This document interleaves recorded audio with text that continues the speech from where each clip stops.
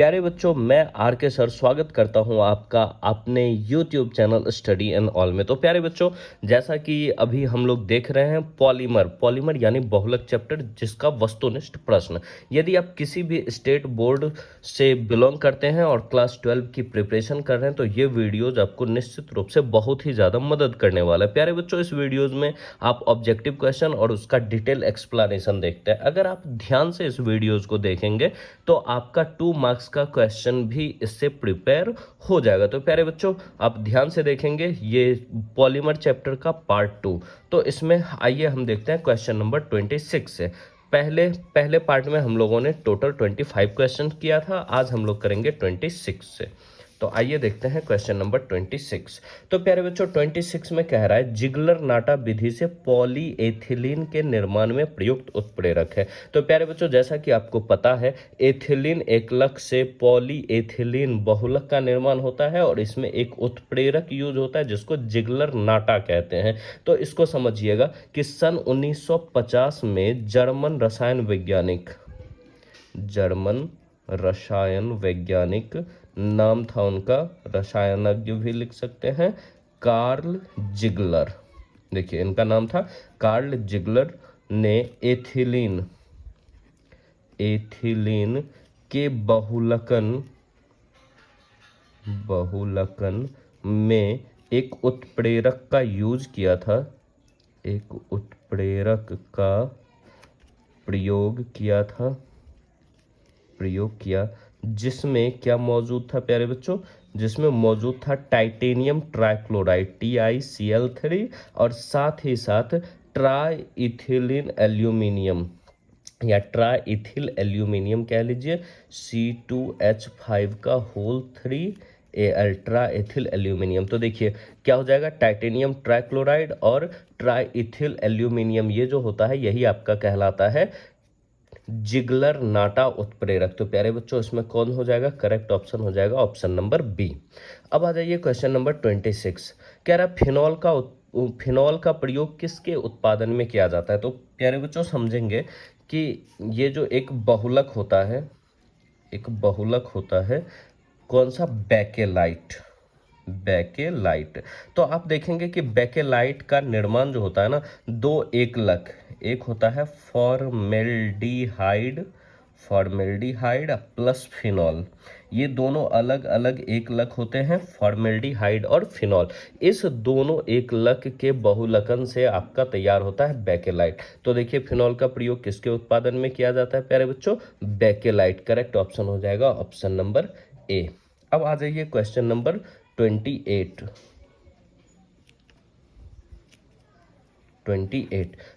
कह रहा है संश्लेषित मानव हेयर विक का निर्माण विनाइल क्लोराइड तथा एक्रिलोनाइट्राइल के सह बहुलकन से होता है, जो कहलाता है। प्यारे बच्चों, जैसा कि आपको पता है, वैसे इंसान जिनका बाल बिल्कुल सर से गायब हो जाता है तो वो लोग ना भाई संश्लेषित हेयर बिग होता है, मतलब कि एक बाहर से संश्लेषित रेशा का बाल बना होता है आर्टिफिशियल, उसका यूज करते हैं। तो उसमें भी बहुलक का यूज होता है और वो बहुलक का निर्माण होता है किसकी सहायता से, विनाइल क्लोराइड और एक्रिलोनाइट्राइल। तो पूछ रहा है कि ये दोनों के सह बहुलकन से जो बहुलक बनता है उसका नाम क्या है। तो समझिएगा, तो यहाँ पर दो एकलक है प्यारे बच्चों, विनाइल क्लोराइड और साथ ही साथ है एक्रिलोनाइट्राइल एवं एक्रिलोनाइट्राइल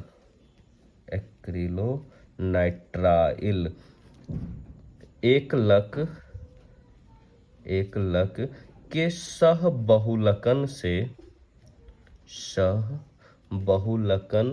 से डाइनेल, देखिए डाइनेल नाम का बहुलक बनता है, डाइनेल नाम का बहुलक बनता है, जिसका प्रयोग संश्लेषित संश्लेषित मानव हेयर विग के निर्माण में किया जाता है। तो करेक्ट ऑप्शन हो जाएगा आपका इसमें डाइनेल, देखिए ऑप्शन नंबर डी। अब आ जाइए क्वेश्चन नंबर 29। क्या कह रहा है, ऑरलॉन के निर्माण में प्रयुक्त बहुलक है। तो प्यारे बच्चों समझिएगा, ऑर्लोन के निर्माण में प्रयुक्त बहुलक कौन कौन सा है। तो सबसे पहले दिया हुआ PTFE, समझेंगे PTFE क्या होता है। PTFE होता है पॉलीटेट्रा फ्लोरो इथिलीन।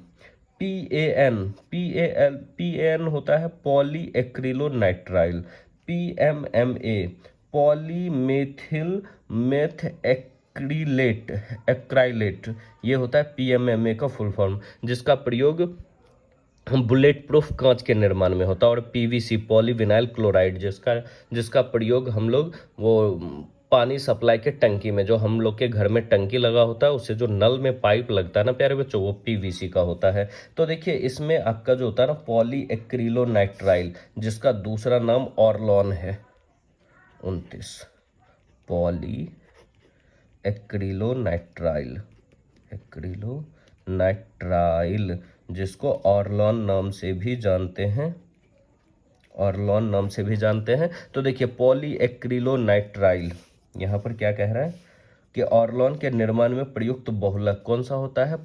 ऑर्लॉन का ही दूसरा नाम पॉली एक्रिलोनाइट्राइल है। तो देखिए पॉली मतलब मेनी, अनेक, तो अनेक किसके मिलने से बनेगा, एक्रिलोनाइट्राइल के मिलने से बनेगा ना। तो क्या हो जाएगा PAN पॉली एक्रिलोनाइट्राइल हो जाएगा। 29 का करेक्ट ऑप्शन हो जाएगा ऑप्शन नंबर B। अब आ जाइए क्वेश्चन नंबर 30 में, कह रहे हैं निम्न में से कौन सा बहुलक नियोप्रीन देता है। तो प्यारे बच्चों आपको पता है कि क्लोरोप्रीन एक ऐसा एकलक है जिसके बहुलीकरण से नियोप्रीन प्राप्त होता है। तो नियोप्रीन किससे प्राप्त होता है प्यारे बच्चों, नियोप्रीन प्राप्त होता है क्लोरोप्रीन से। क्लोरोप्रीन एकलक से प्राप्त होता है। तो देखिए क्लोरोप्रीन का फॉर्मूला होता है प्यारे बच्चों CH2CCl फिर CH डबल बॉन्ड CH2। देखिए ये होता है फॉर्मूला आपका पॉली एक्रिलोनाइट्राइल। अगर ध्यान से देखेंगे तो करेक्ट ऑप्शन हो जाएगा CH2 double bond Cl single bond CH double bond CH2। देखिए CH2, सॉरी यहाँ डबल बॉन्ड होगा, चूंकि कार्बन का 4 बॉन्ड पूरा करना है, 1 2 3 4, CH2 double bond Cl CH double bond CH2 हो जाएगा क्लोरोप्रीन। अब आ जाइए क्वेश्चन नंबर 31 क्या कह रहा है, कैप्रोलैक्टम के प्रयोग से निर्मित बहुलक है। प्यारे बच्चों कैप्रोलैक्टम होता है आपका साइक्लोहेक्सेन। आपने पिछला वाला वीडियो अगर ध्यान से देखा है तो वो साइक्लोहेक्सेन रिंग होता है, जिसमें 5 तो आपका CH2 होता है। ठीक है, तो ये जो आपका साइक्लोहेक्सेन रिंग होता है उसके बहुलकन से आपको बनता है, ये होता है साइक्लोहेक्सेन रिंग, जिसके बहुलकन से नायलॉन 6 प्राप्त होता है। प्यारे बच्चों क्या प्राप्त होता है, नायलॉन 6। तो 31 का करेक्ट ऑप्शन हो जाएगा C। यहाँ केवल नायलॉन दिया है तो नायलॉन, अगर नायलॉन 6 दिया रहता तो हम लोग लिखते नायलॉन 6। अब अगला आ जाइए, क्या कह रहा है, निम्न में से किसका प्रयोग नॉन स्टिक बर्तन बनाने में किया जाता है। प्यारे बच्चों समझिएगा, नॉन स्टिक बर्तन क्या होता है, वैसा बर्तन जिसमें ना अगर आप कुछ भी पकाएंगे ना तो चिपकता नहीं है, उसमें ऑयल देने की आवश्यकता नहीं होती है। ठीक है, वो उसमें जो है ना वो ऊपर से एक प्लास्टिक का कोटिंग किया जाता है इस प्रकार के बर्तन में। मतलब कि यहाँ पे नॉन स्टिक बर्तन बनाने के लिए उसमें किसका कोटिंग किया जाएगा प्यारे बच्चों, उसमें एक प्लास्टिक का कोटिंग किया जाता है जिसको टेफ्लॉन कहते हैं।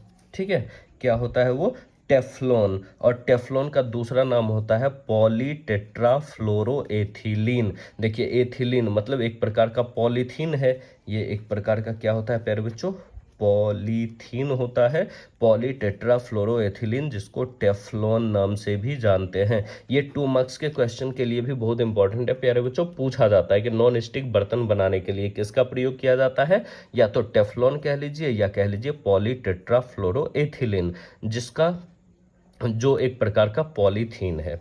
ठीक है। अब आ जाइए अगला क्वेश्चन, क्या कह रहा है, नायलॉन उन सभी संश्लेषित तंतुओं का नाम है जो बनाते हैं। तो प्यारे बच्चों, नायलॉन हमने बताया था कि नायलॉन में पॉलीएमाइड आबंध पाया जाता है। तो देखिए, पॉलीएस्टर एस्टर आबंध तो पाया नहीं जाता है, पॉलीमेरिक एमाइड, तो यही होगा पॉलीएमाइड कह लीजिए या पॉलीमेरिक एमाइड। करेक्ट ऑप्शन हो जाएगा बी। किस प्रकार से पॉलीएमाइड होता है प्यारे बच्चों? 33, ये देखिए पॉलीएमाइड। पॉलीएमाइड जो होता है वो होता है NH single bond C double bond O, इधर भी R इधर भी R। तो यहाँ NHCO जो होता है प्यारे बच्चों, यही बॉन्ड कहलाता है आपका पॉलीएमाइड, जो कि पाया जाता है नायलॉन में। ठीक है, नायलॉन के सभी प्रकार के रेशा में। तो करेक्ट ऑप्शन हो जाएगा ऑप्शन नंबर बी। तो ये था क्वेश्चन नंबर 33। अब आगे आ जाइए,